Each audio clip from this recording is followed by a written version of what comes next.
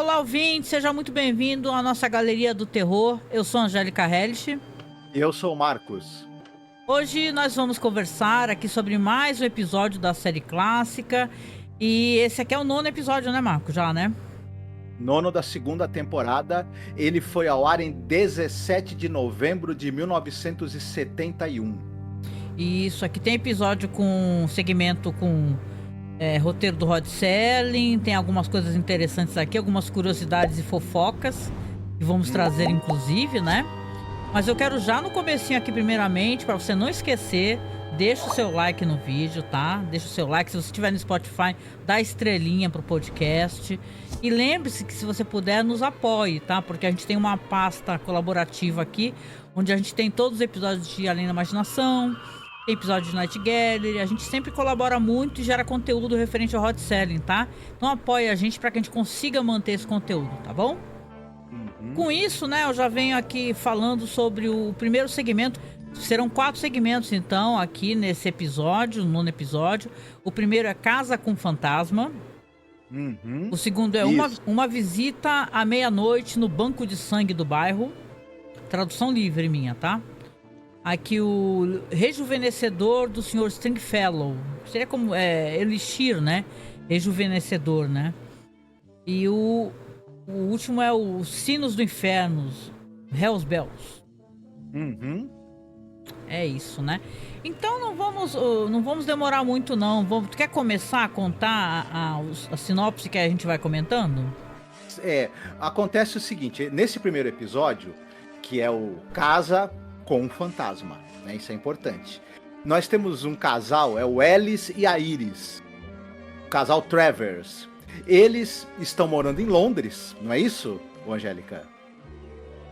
E só que o que acontece é que o Ellis, ele fala assim, olha, eu tô meio entediado, porque aqui esse apartamento é muito pequeno, a gente não consegue encontrar nossos amigos, eu acho que a gente deveria espairecer, vamos alugar uma casa grande no campo, passar um mês lá, e aí a gente pode receber, fazer umas festas e dar uma agitada nesse dia a dia nosso, que tá muito chato.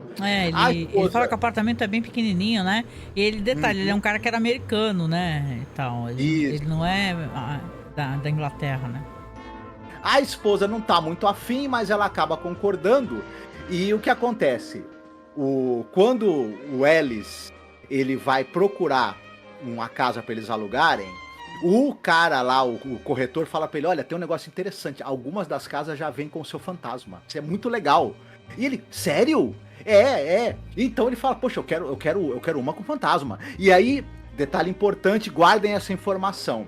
O cara começa a mostrar para ele fotos das casas e ele fala que tem tipos diferentes de fantasma. E ele escolhe especificamente uma casa que o fantasma gosta de assombrar a escadaria que leva de um andar pro outro da casa. Guardem essa informação que ela vai ser importante. Ele meio que mostra um anúncio de jornal pra esposa, né? Ela já fica toda empolgada, ela não quer sair de lá, mas ela fala assim, se é com fantasma eu quero, que ela é meio chegada, né, no ocultismo, né? Isso. E, muito bem, a gente descobre também que a esposa dele, a Iris, ela tem um problema sério de labirintite, né? Ela fica tonta, ela tem tonturas ali, e a gente começa a perceber, né? Poxa, ela tem tontura, ela costuma, né, ficar desnorteada e tudo mais. O cara aluga uma casa que tem escada e quer um fantasma que assombre a escada. Não, e assim, é legal porque já pode contar, porque não é... Ele tem um amante, né? O cara tem uma amante, que a amante tá pressionando ele pra que ele acabe com esse casamento. E ele quer acabar literalmente não só com o casamento, como com a vida da esposa, né? Acho que isso aí já fica meio claro. Isso, porque ele tá querendo, na verdade, poder ficar com a amante, a qual ele tá prometendo, né, há muito tempo, né? Eu não sei se mostra onde ela mora. Eu sei que eles se falam por telefone, ela não deve morar muito perto. E é meio isso, ele tá querendo se livrar da esposa. E, lógico, quando eles forem lá pra essa casa, claro que vai começar a ter manifestações de que realmente tem um fantasma ali. Não, detalhe, quando eles chegam na casa, tem uma coisa, ela passa mal, né? Ela tem um mal-estar muito forte, aí quando o médico vai atender, ele fala assim, ó, eu tenho uma péssima notícia para dar para você. A sua esposa só tem alguns meses de vida, ela tem uma doença terminal, né? Então eu gostaria que o senhor já fosse preparando. Ele fica todo contente, né? E tal. Mas aí vai acontecer uma coisa interessante. Ele, nessas conversas que ele tem com a amante dele, ele tem essas conversas, inclusive, na própria casa assombrada que eles foram, né? E começa a ter umas brincadeiras daquele fantasma. Ele corta a alça da mala, aí ela, né? Ele cai ali, a mala cai, ela toma um susto. E você vê que ele tá falando as coisas, só que ele está sendo escutado. Por quem? Pelo fantasma. Isso. O fantasma tem nome, é o Mr. Camby. Dizem que o Mr. Camby, em vida, era um cara muito, como é que eu vou dizer? Ganancioso. Sovina, ganancioso. É o cara que ele só pensava em dinheiro o tempo todo, o Mr. Camby. E essa informação também é importante. Isso é importante, porque diz que ele até... as pessoas, ele era um cara rico, mas ele não deixou dinheiro pra ninguém. Ele era muito sovina e não se dava com ninguém, tinha um péssimo gênio. Essa primeira história, ela tem um ar meio assim humorístico, né? Eu achei, né? É importante até falar do elenco, acho que a gente vai vir agora pra parte que você queria comentar, sobre Bob Crane, que eu fiquei chocada, eu não sabia disso, né? Quando você mencionou Guerra Sombra e Água Fresca, todo mundo conhece porque é muito divertido, né? É um filme engraçadíssimo. Mas basicamente, a história é nível, gente, é P. Tá? É quase isso, né? Praticamente, que esse cara aprontou, né? Mas acho até legal, antes de a gente comentar sobre Bob Crane, sei que você tem muito pra falar sobre diretor, etc. Só pra já deixar vocês aí mais ansiosos, né? Ele é escrito e dirigido esse episódio pelo Gene R. Kearney. Quem quiser informações mais sobre ele, escuta os nossos episódios anteriores, que ele dirigiu bastante coisa dessa temporada, então a gente já falou bastante dele e podemos seguir. Ele se inspirou num conto do Auguste Derleth. Esse aqui eu só vou falar rapidinho dele. Esse cara era um escritor de ficção científica, fantasia, ficção sobrenatural, mas ele era muito importante como um cara de criador de antologias e editor. Ele foi o primeiro cara a editar em livro a obra do H.P. Lovecraft, que antes ela saía, os contos saíam em revistas, né? E ele também foi o cara que trouxe essa coisa de pegar os contos de revistas como o Weird Tales, esses contos de revistas pulp, contos de fantasia, de horror, de ficção, e publicar coletâneas de luxo, em capa dura, em edições bem cuidadas, dando para esse material um status que ele, inclusive, enquanto livro, ele não tinha antes. Então ele foi pioneiro em publicar essas obras desses escritores que saíam em revistas em formato de livro e coletânea. O August Derleth é um cara bem importante. Agora, chegamos lá, o nosso elenco. O nosso querido amigo aqui, o Ellis Travers, esse marido infiel e muito mal intencionado, ele é vivido por um cara que o público brasileiro conhece bem, que é o Bob Crane. O Bob Crane, ele é basicamente, o pessoal vai lembrar dele do seriado Guerra, Sombra e Água Fresca. Ele era o Hogan, o Coronel Hogan. O Guerra, Sombra e Água Fresca era aquele seriado que tinha os prisioneiros americanos na Segunda Guerra Mundial, num campo de prisioneiros de guerra alemão, e eles aprontavam todas, zoavam, faziam sabotagem, enfim, debaixo do nariz ali dos comandantes alemães do campo. Um seriado que fez muito sucesso estrondoso lá, um sucesso muito grande aqui também quando foi exibido, e o Bob Crane virou uma estrela, uma celebridade da TV. Só que, depois desse seriado, a carreira do Bob Crane, ela foi lá Nossa, o que aconteceu? Então, ele era um cara que ele tinha um problema muito sério, ele era viciado em sexo, e ele era um cara que ele ficava, pra suprir esse vício dele, o que ele fazia? Ele fazia N festinhas, as chamadas sex parties, né? Regadas a drogas, álcool, sexo, pra conseguir, ele e amigos, né? Pra conseguir transas. A carreira dele foi decaindo até que ele chegou num ponto em que ele não deu certo na televisão. Ele teve uma época depois que ele tentou ter um programa só dele, o Bob Crane Show. Foi cancelado na primeira temporada E aí ele passou a fazer o seguinte, ele trabalhava em chamado Dinner Theater. O que era o Dinner Theater? Era um teatro, tem o palco, ali tem apresentações de música ou de humor, de stand-up, enfim. E em vez de você ter as cadeirinhas para o pessoal sentar, você tem mesas onde o pessoal jantava, bebia e ia assistir ao show. Ele começou a se apresentar nesses locais. Nesse meio tempo, ele se apresentava de cidade, ele se apresentava em teatros de várias cidades. Ele fez amizade com um cara chamado John Carpenter, não é o diretor John Carpenter, tá? Esse John Carpenter aí, ele era um cara que ele era gerente de vendas, tá? Só pra deixar bem claro. Eles começaram a organizar festinhas justamente para levar mulheres para essas festas, para poder transar com elas, e eles filmavam essas mulheres sem o consentimento delas. Né?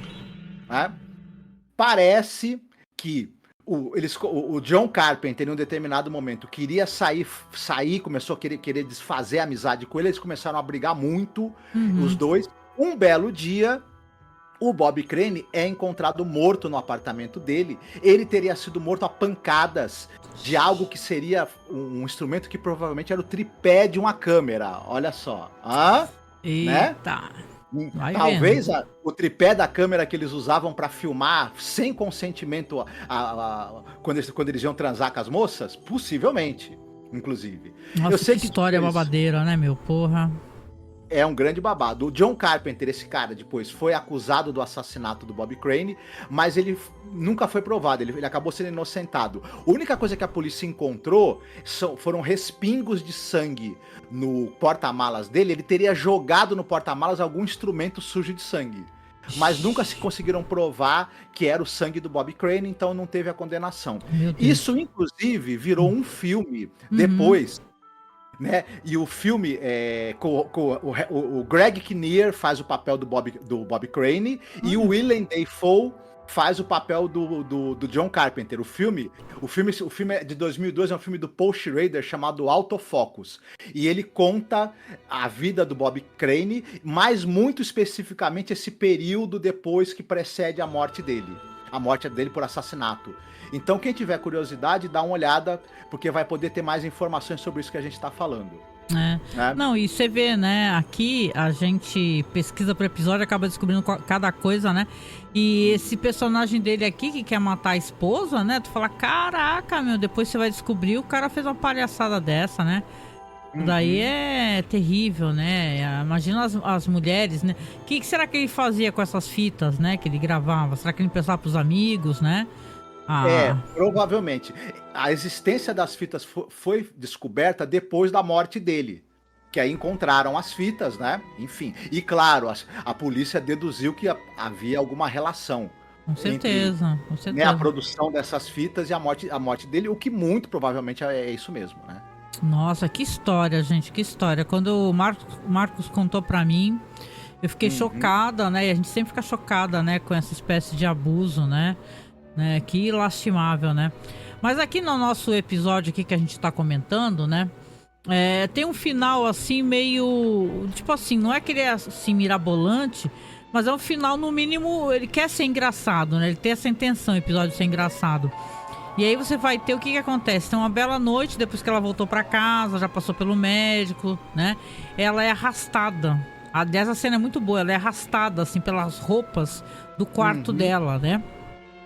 E eu acho que é jogada na escada, que eu lembre. Isso, e ela morre. E aí ela morre. Quando ela morre, aparece um fantasma, que é esse fantasma que a gente tá comentando aqui, né? Sovina, que chega pra ele assim, lembrando que a mina, a amante dele, já terminou com ele, porque fala assim, ó, cansei de te esperar, cara, não vou te esperar mais porcaria nenhuma não, já tá com um cara lá, inclusive, tudo no quarto, e, meu, deu um fora nele.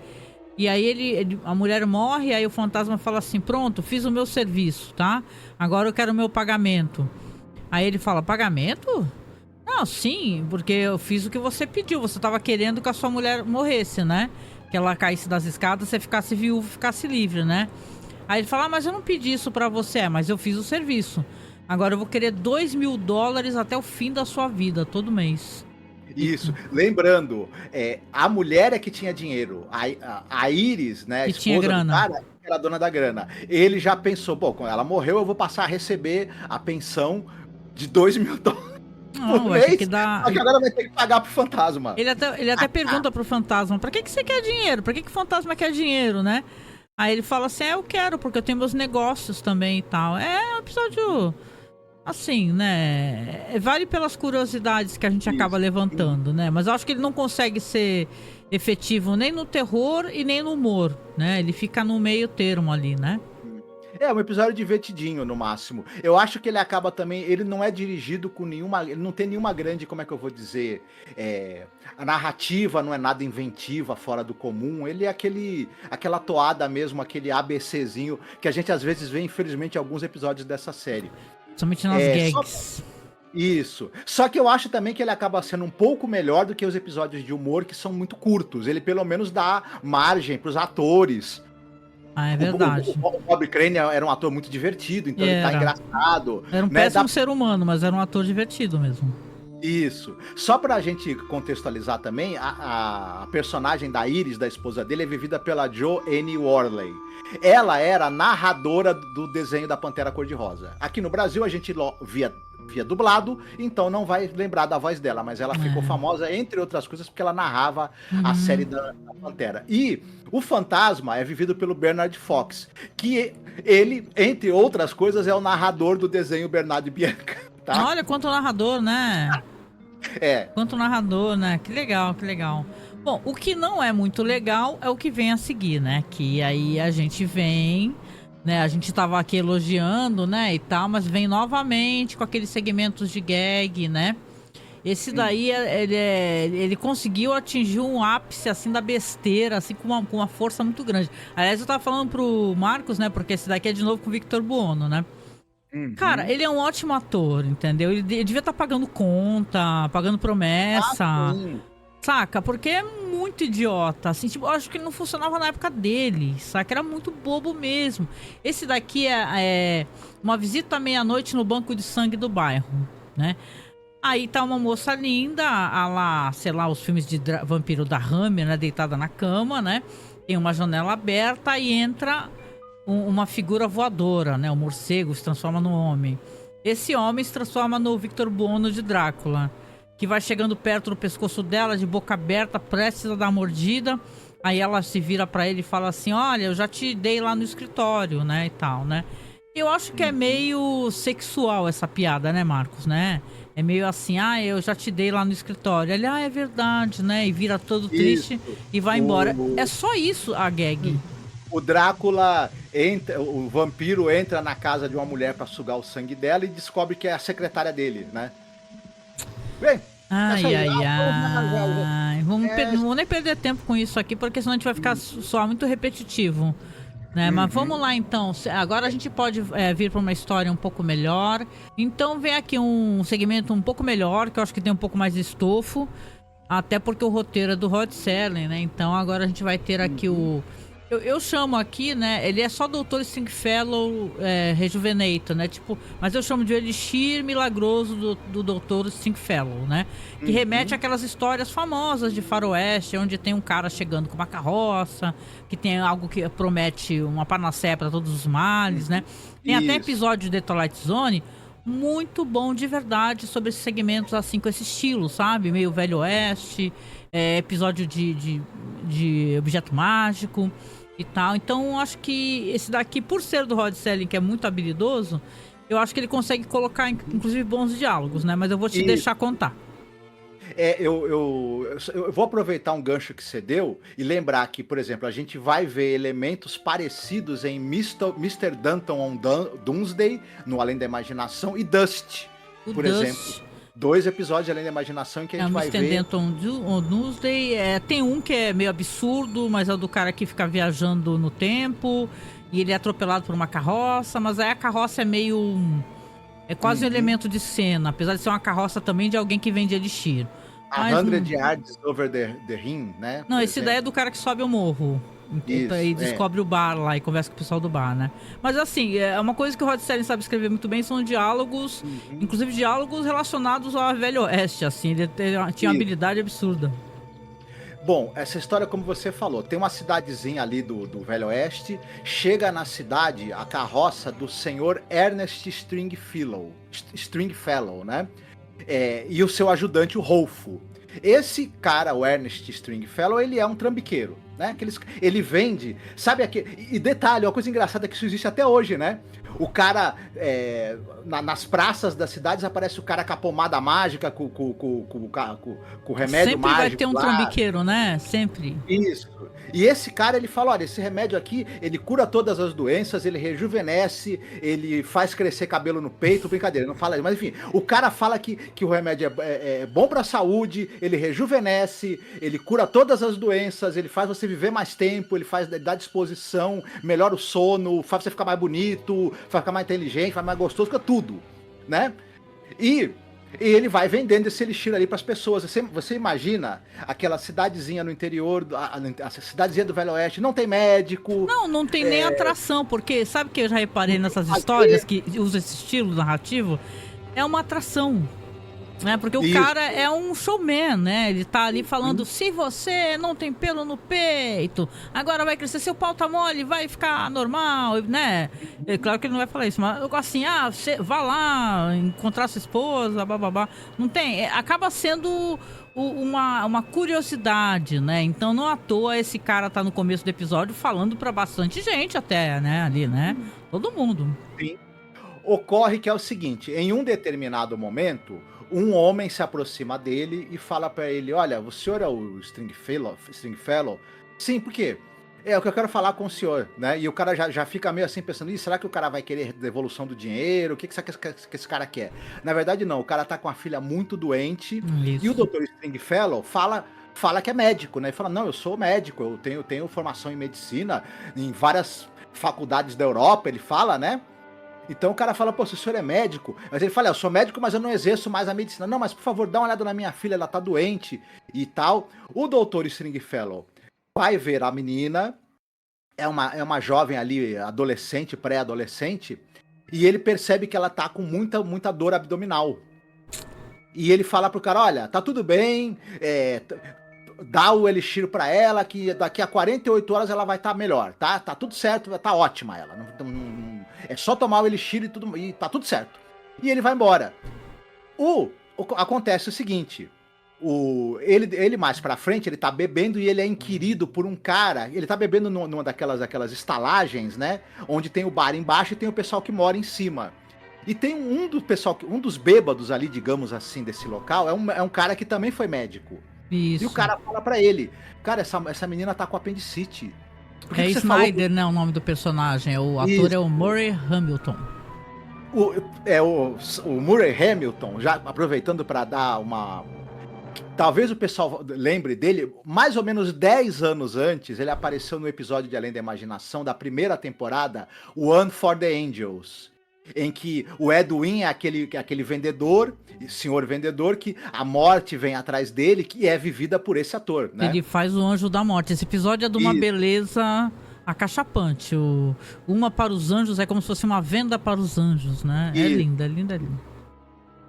E aí só que aqui agora ele tá vivendo esse médico, e ele fala pro Stringfellow, o que você falou aquilo pra ele? Essa menina vai morrer. E o Stringfellow dá a entender que assim, olha, a gente morre todo dia, não é problema meu, eu não tô nem aí. Ele fala assim, você tá dando diagnóstico de bêbado, saca? Ele nem é médico, entendeu? O cara é um alcoólatra, né? Mas ele exercia medicina.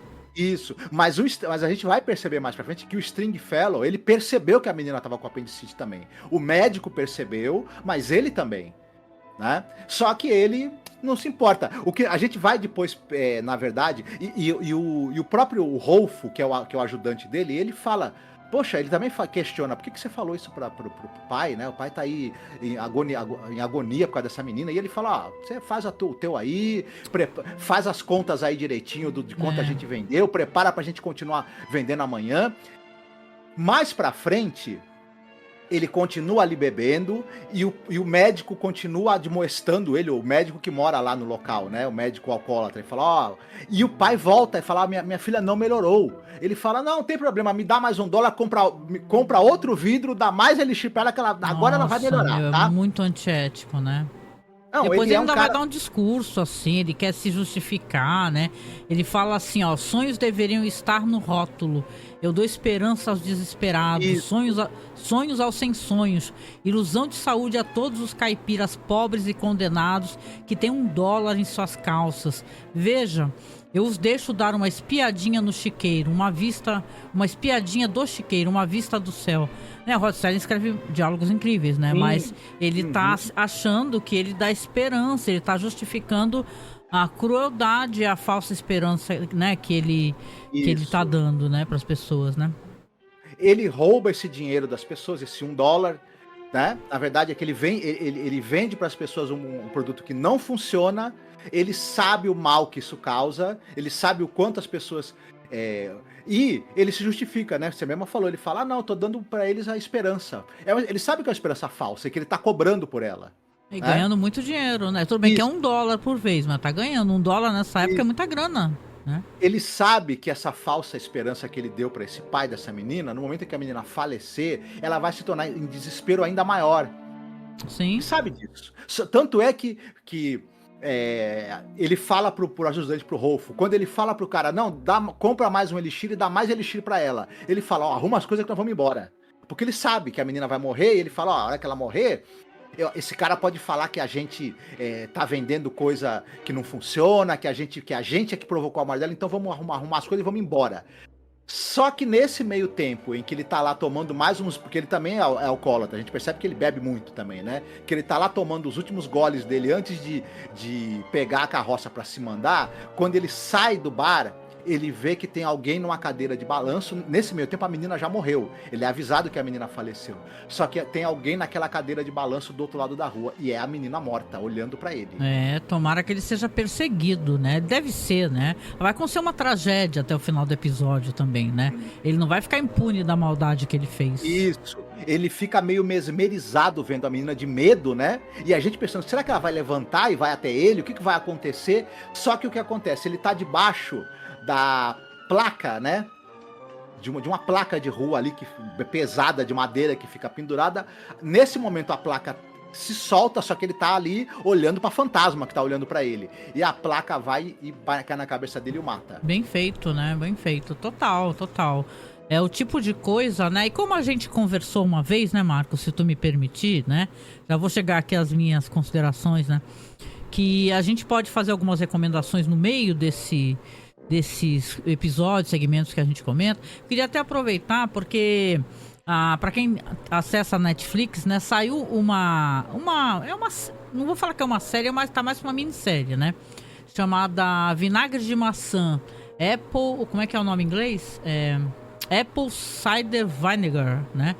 É uma minissérie que vai contar a história de uma mulher, de uma jovem que ela meio até que no começo do Instagram isso dela. Ela é australiana e ela começou a inventar curas, né? Isso que é uma coisa que é muito comum hoje em dia no Instagram também, né? Ela falando que assim, olha, que curava câncer, que ela tinha um tumor no cérebro, câncer no cérebro. Mas pra frente ela fala que tem tumor aqui, tumor ali. E foi tudo curado, assim, foi tudo milagrosamente curado. Claro que essa minissérie é maravilhosa no sentido que o jeito como a série é entregue pro espectador, né? Com músicas legais, tipo Toxic, aquela música da... Quem que é? Aquela Britney Spears, né? A Toxic. E várias músicas que eu gosto, inclusive, músicas de bandas legais. E vai mostrando, inclusive a atriz, é importante falar o nome dela, né? Que essa atriz é fantástica, viu? Que faz a protagonista, que faz essa personagem aí. É Caitlin Dever, tá? O nome dessa atriz é Caitlin Dever, né? A gente vai lembrar dela, você vai lembrar daquele filme maravilhoso que quase ninguém na época... O pessoal foi redescobrindo ele depois, aquele Ninguém Pode Salvar.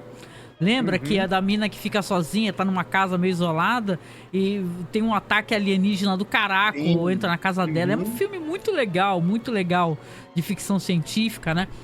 E ela faz a Belle Gibson, que é essa moça aí no Instagram, que uma começou a inventar essas histórias, porque é tudo mentira, gente. É baseado numa história real. Eles até ficam falando o tempo todo nos episódios, essa é uma história real baseada numa mentira. Sim. E eles fazem questão de falar assim: Belle Gibson não ganhou nada, não recebeu um centavo do que está sendo contado aqui, porque ela é muito odiada, porque muita gente, obviamente, largou o tratamento, né? Tratamento de câncer, quimioterapia, coisas super sérias, pra ficar tomando sucos, né? Comendo saudável, sendo que não é assim, gente, né? Que as coisas funcionam, né? Tomando beberragem e por aí vai. Toda aquela coisa meio mística, né? Ligada à saúde, que muitos influencers, né? Coloco aspas aqui, tem, que na verdade a pessoa precisa de tratamento médico mesmo, alopático, sabe? Com remédios, etc. Pra que tenha a chance de se curar. Tem uma moça até que ela é triste, não é um spoiler isso, mas ela meio que tem um câncer no braço muito específico na pele, que ela é avisada pelo médico que ela tem que cortar o braço dela. Só que ela é uma moça jovem, linda, maravilhosa. Ela até fala assim que não tem aquela o Diabo Veste Prada, né? Aquelas músicas legais. Né? Então não sei cantar, mas assim. Aí ela fala que ela se sente aquela personagem, né? Do Diabo Veste Prada, que ela trabalha numa revista super cool. E ela não quer cortar o braço. Ela começa, é outra moça também que começa a ir pra esse lado meio...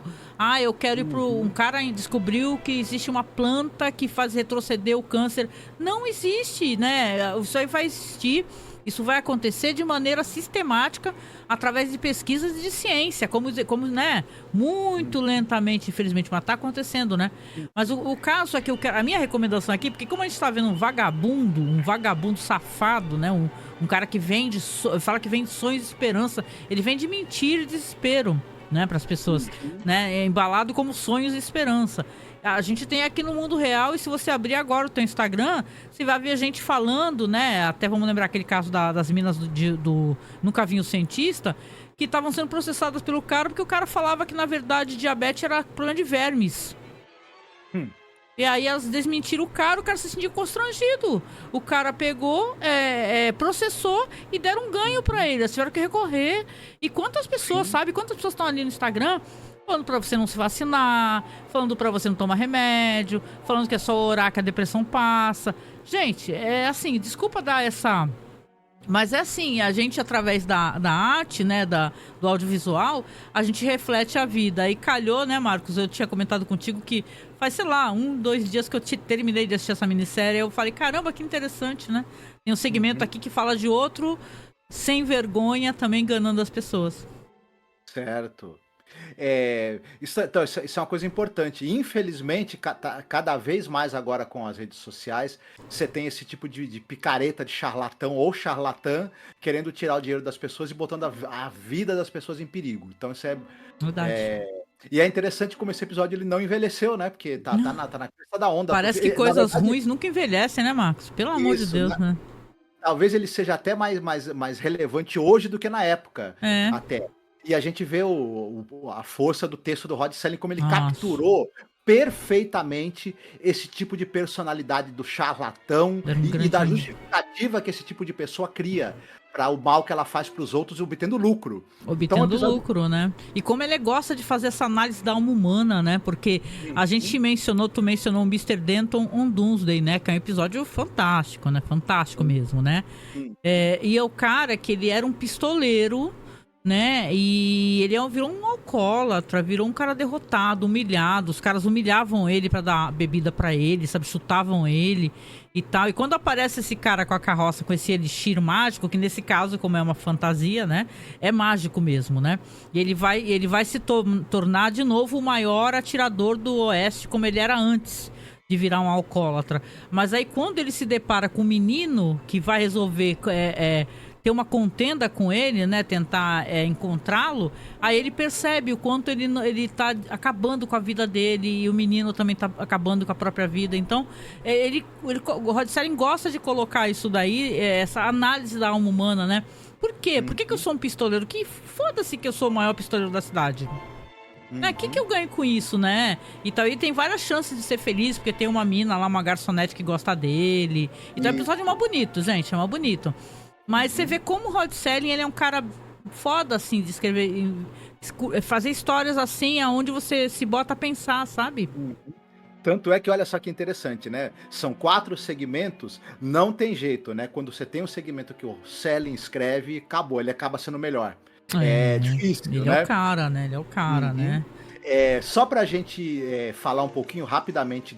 Esse episódio ele é dirigido pelo Gerald Friedman. Quem quiser saber mais sobre esse diretor, dá uma sacada nos nossos episódios anteriores, porque falamos dele já. Roteiro do Rod Serling. O Stringfellow, nós estamos falando desse personagem, ele é vivido pelo Forrest Tucker. Ele é um cara que ele era da época de ouro de Hollywood, hein? Sim, ele tá em filmes como Galante Aventureiro do William Wyler. Ele tá naquele filme que tem o John Wayne sobre a Batalha de Iwo Jima, Portal da Glória, por exemplo, né?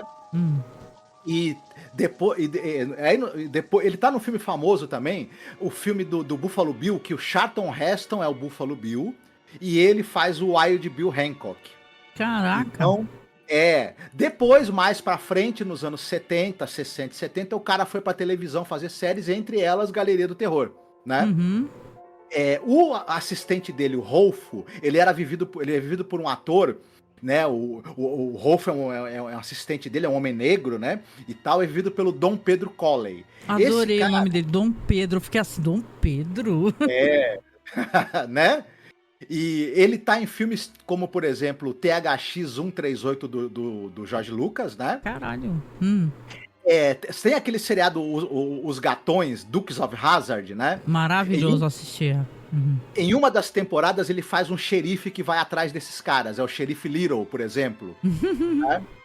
Entre outras várias participações dele, ele tá no filme De Volta ao Planeta dos Macacos também. Enfim, ele tem uma carreira na TV longa também.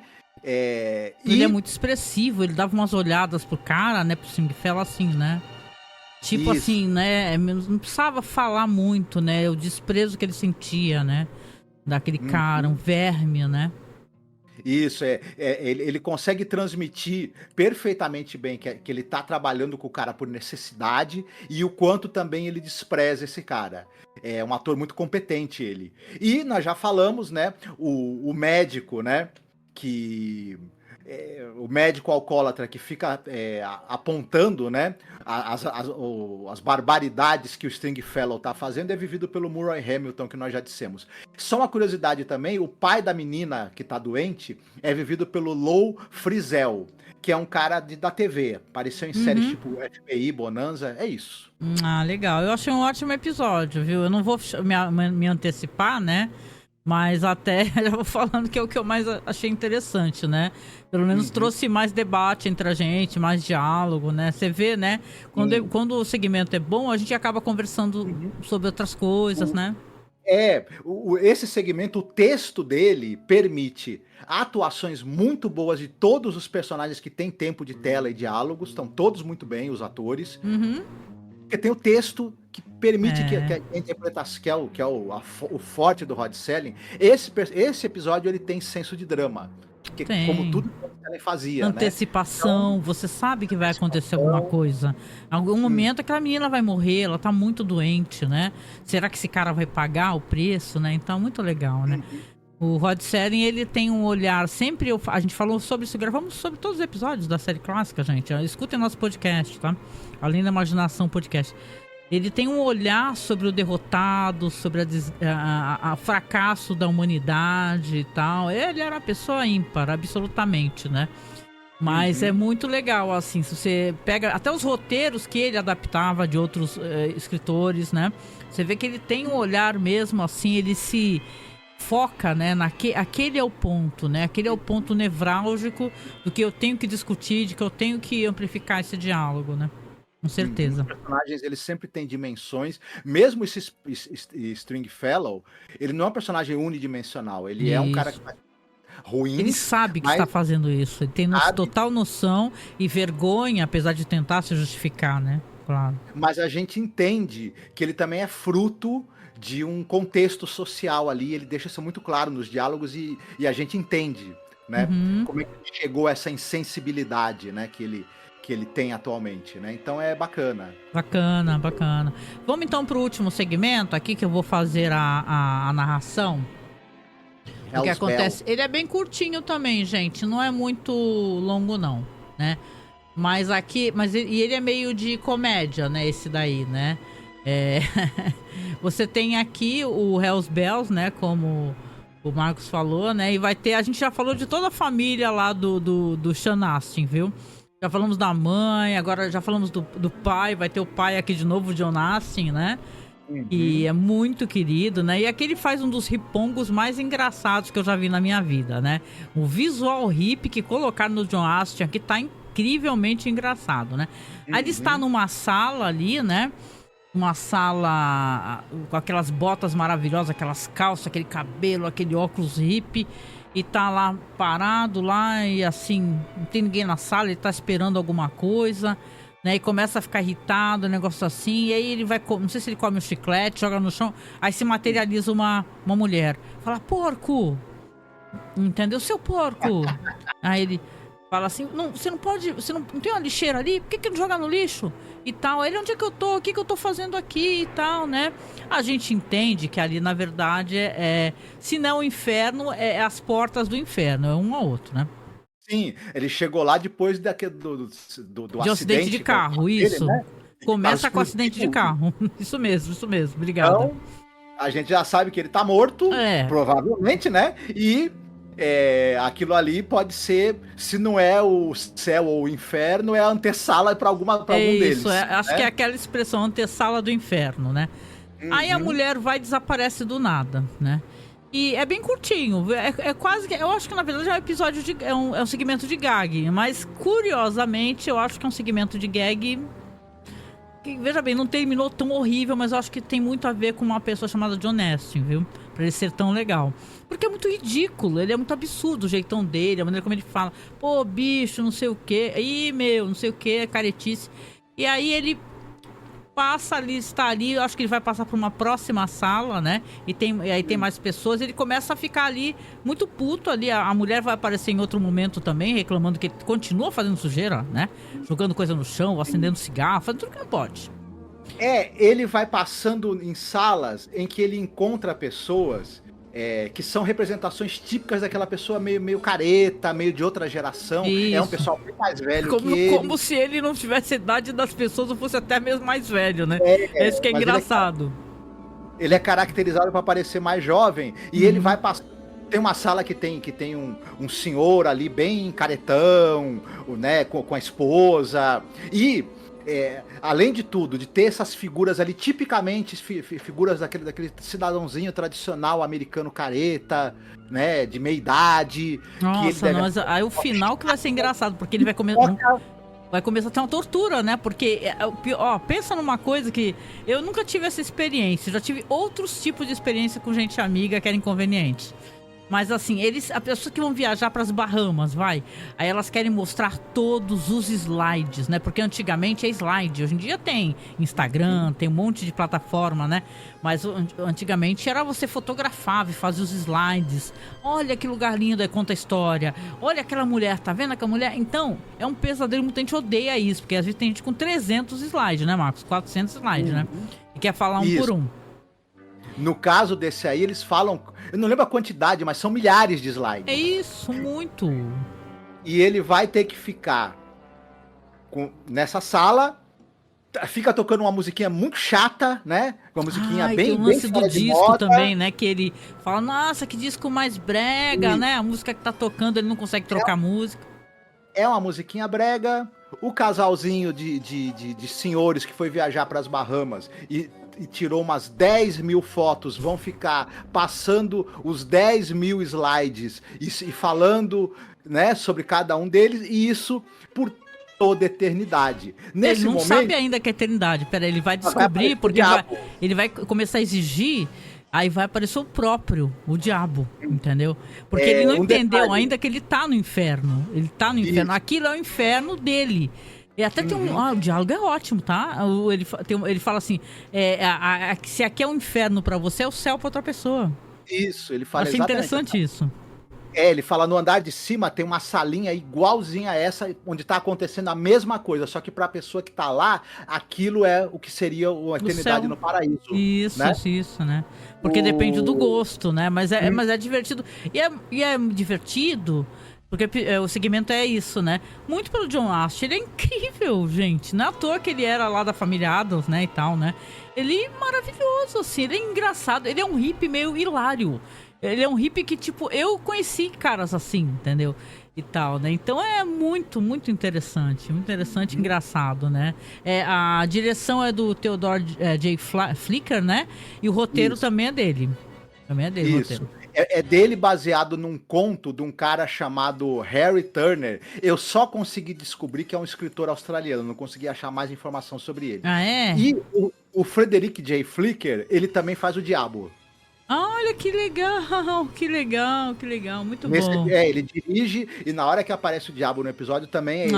Eu gostei tanto do Diabo dele, achei interessante ele falando assim, olha, não fica assim, porque é tudo questão de percepção, né? Pra outras pessoas isso daqui é o céu, né? Curte aí, vai, relaxa. Quem quiser saber mais sobre o Theodore J. Flicker, a mesma coisa. Vai conferir os episódios que a gente gravou antes, porque como ele gravou, ele também participou de vários episódios aqui dessa temporada de Galeria do Terror, a gente já falou dele. Então, escuta os episódios anteriores que você vai pegar uma breve biografia do que ele fez, né? Pra gente não ficar se repetindo, né? Toda hora falando a mesma coisa, né? Mas ó, não sei, você, o que você acha? De uma maneira geral, qual que foi o ponto alto desse episódio? Qual o melhor segmento? Qual o pior segmento? Acho que eu já sei a resposta, mas eu pergunto do mesmo jeito.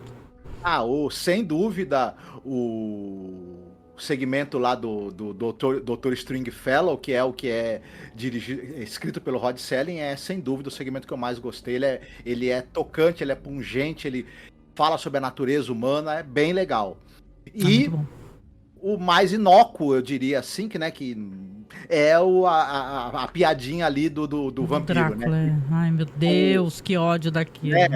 O nosso querido... Alguém faça uma reedição, né? Se vocês criarem um torrent, juro que eu divulgo no grupo. A gente tem um grupo que é lá no Facebook, é Fãs de Além da Imaginação. O grupo já tem quase 3.000 pessoas. Eu juro que eu publico lá, crio um torrent sem nenhuma gag. Sem gag. Ou então separado só os segmentos e outro DVD, sei lá, outro bagulho, só gag. Que aí o pessoal que assiste só gag assiste. Pra que, numa gag como essa, chamar um cara talentoso como o Victor Buono pra não fazer nada com ele? Eu tô começando a pegar, né? Nossa, apareceu o Victor Buono, eu já fico, ai meu Deus, não. Ele era tão engraçado fazendo Rei Tut, né? No Batman e tal, mas aqui pegaram ele pra Cristo, né? Ou ele tava curtindo muito também, ele podia, na verdade, ele podia estar se divertindo horrores com essas besteiras, e a gente tá aqui falando, até que a caracterização de vampiro dele pegaram a mesma capa do vampiro do episódio anterior, né? Tranquilo. Né? Engraçado, né? Curiosidade, né? O César Romero, que é o Coringa da série Batman, faz um vampiro no episódio anterior. Nesse aqui, o Victor Buono, que é o Rei Tut, faz outro vampiro e eles usam, acho que a mesma capa. Né? O figurino ali tem alto reaproveitamento, né? E tal. O episódio também valeu pela curiosidade sinistra. Eu vou ter que assistir esse filme aí do Bob Crane, cara, porque tem, né? Esse filme deve ter vários true crime também, mas eu acho que eu nunca escutei em língua em português, tá? O pessoal que faz true crime, eu nunca escutei do Bob Crane. Vocês que tem podcast de True Crime, né? Contem essa história, porque eu acho que é o tipo de pesquisa que as pessoas gostariam de conhecer, porque ele era uma figura pública e famosa, né? Não à toa ele arrumava mulher, porque bonito ele não era, né? Mas ele era um cara famoso e tal, tinha um certo charme, né? Mas, cara, que curiosidade interessante isso daí, né? Lamento profundamente, né? E agora, numa época como a gente tá aqui acompanhando esses escândalos, né, do P. Diddy, né, e tal, que o cara fazia com as minas, e nossa, show de horrores. Ou aquele caso daquela boate lá na Coreia do Sul, né, também, que eu tava vendo, meu Deus, sabe? Os caras faziam a mesma coisa, Marcos, filmavam as minas escondido. Tinha câmera escondida em banheiro e tal. Aí os caras pegavam... Isso lá na Coreia do Sul, essa boate aí. Aí faziam um acesso VIP, assim, os caras, tipo assim, tinha que pagar, sei lá, $50 mil. Aí a promessa dos caras era oferecer as minas, filmar as minas, ficar mostrando filmagem das minas. As minas, tipo, nem sem saber. Sem saber que estavam sendo filmadas, as minas que foi agarrada, foi dopada. O nível de abuso é absurdo, a gente não pode relevar isso, né? Aqui no Brasil, além de nós tivemos alguns casos aí que a gente ficou sabendo, em que certos motéis, o pessoal descobriu que no quarto tinha escondido, né, em algum local ali, numa parede, tinha uma câmera. Então eles ficavam... Quando o casal tem o seu próprio cantinho pra se pegar, viu? De preferência, cuidado, meninas, viu? Com esses caras aí, né? Não sai Quando o casal desempenhava bem e a filmagem ficava boa, os caras colocavam como parte de filme pra vender. Então você imagina, né? Coisa. Ó, eu sou feminista, eu falo isso sempre com muito orgulho, sabe? Porque o meu feminismo ele foi construído com vivência, né? Não é uma coisa que eu, do nada, assim, eu fui entendendo, me compreendendo, né? É engraçado que antes de eu achar que eu era feminista, as pessoas já falavam pra mim, tu, Angélica, que é feminista? Porque eu já sempre tive esse olhar crítico em relação a certas coisas. Mas tu vê, assim, várias, não só no Brasil, como em outras regiões no mundo, né? O jeito como as minas são tratadas, na Coreia do Sul também, né? E no Japão também, acho. Os caras com IA agora estão pegando a cara das minas, sabe? Botando em filme pornográfico, em fotos pornográficas, professoras e o cara. Na Coreia do Sul chegou um ponto que os caras estavam pegando até as mulheres do exército, sabe? Da página lá o site do exército, lá que as minas servem, e colocando nessas situações, né? E não tem o menor controle, né? Menor controle isso daí. O próprio governo parece que não quer mexer nisso, não se importa. Então, se não somos nós, né, a cobrar as autoridades, exigir mesmo que essas pessoas sejam punidas, né? Bob Crane foi morto, né? Mas, tipo assim, que esses caras sejam punidos, sejam presos, né, e paguem. Quem é que vai exigir? Quem? A sociedade vai exigir, vai se importar? Vão achar isso engraçado, ao contrário. Então, foi uma curiosidade interessante, né? Mas, porra, eu nunca mais vou conseguir assistir Guerra, Sombra e Água Fresca e não pensar que, caralho, que filha da puta, né, meu? Quanto tempo será que esse cara fazia isso, né? Que loucura, gente, que loucura. Mas é isso, né? Eu, só pra dizer, eu falei também, mas eu concordo contigo. Pra mim, o melhor segmento é esse aí do Dr. Stringfellow. Adorei, porque é o Rod Serling escrevendo e eu acho que tem profundidade. E também o piorzinho, sinto muito, Vitor Buono, é esse daí do Drácula, que pelo amor de Deus, né? Muito ruim. Mas é isso, né, gente? A gente agradece aqui a sua companhia, né, em mais um programa. Lembrar que ainda tem vários pela frente, então nos ajude. A gente tá aqui no calor de 40 graus, eu já tô aqui até de camiseta aqui no calor de 40 graus gravando. Não deixe de nos apoiar, nem que seja com pouco, gente, sério mesmo, né? Para que a gente consiga manter o nosso conteúdo. Eu quero agradecer a todo mundo que já está apoiando, que a gente tem apoiadores, viu, Marcos? Que nos ajudam, que se importam, que mandam um pix. Mas mande você também, gente. R$5 não é pouca grana. A gente tem uma quantidade X de ouvintes. Se cada um mandar uma graninha, a gente consegue pagar, como eu falei, até mais de um mês, né? No OneDrive, né? Ajuda muito. Então, seja você também um apoiador, um padrinho, uma madrinha do Masmorra Cast, tá? Do Cineclube da Masmorra, como agora nós alteramos, né, o nosso perfil no Spotify. E não se esqueça de você se inscrever lá no Spotify, tá? Cineclube da Masmorra. Procure também Além da Imaginação Podcast. E claro, gente, para quem não tá acompanhando aqui, eu estou também toda sexta-feira falando sobre o que eu achei do episódio do Severance, que eu acho que é uma das melhores séries do ano, tá? E tá, nossa, explodindo cabeças, tá bom? Então, não deixe de acompanhar aqui também. Se inscreve no canal, que a gente tá quase chegando a 3.000, gente. Já aperta aí o botão no like, já se inscreve também, aperta notificações. Com isso, a gente deixa um beijo gostoso. Se cuide, né, Marcos? A gente se vê logo mais. Tá bom? Fiquem muitíssimo bem. Estamos de volta em breve aí com mais episódios da série Galeria do Terror. Alô, beijão. Tchau, tchau. Tchau.